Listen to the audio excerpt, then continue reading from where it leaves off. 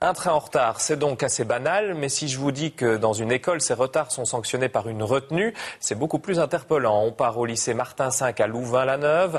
10% des élèves ratent le début des cours à cause de leur train. Les parents lancent une pétition contre la SNCB, la direction punit et les élèves sont fâchés. Bernadette Goffinet.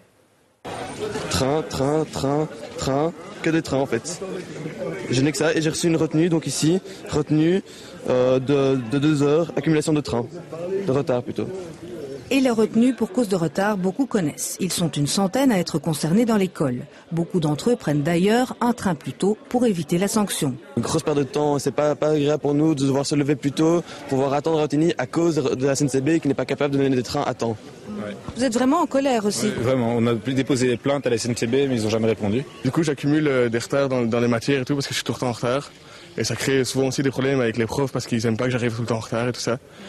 Et c'est assez gênant parce qu'en plus, moi j'attends le matin, je suis réveillé super tôt pour pouvoir arriver à l'heure.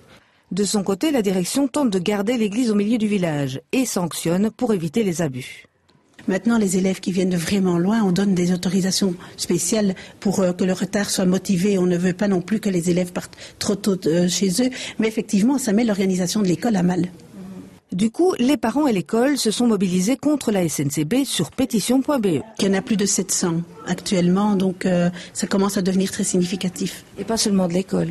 Pas seulement de l'école, il y en a d'un peu partout.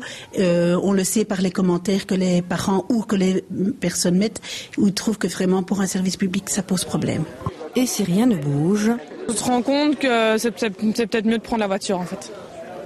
Je veux dire, moi je commence à réfléchir comme ça, je me dis que le train c'est peut-être pas la bonne solution en fait. À l'heure du développement des transports en commun, voilà qui n'est pas du plus bel effet.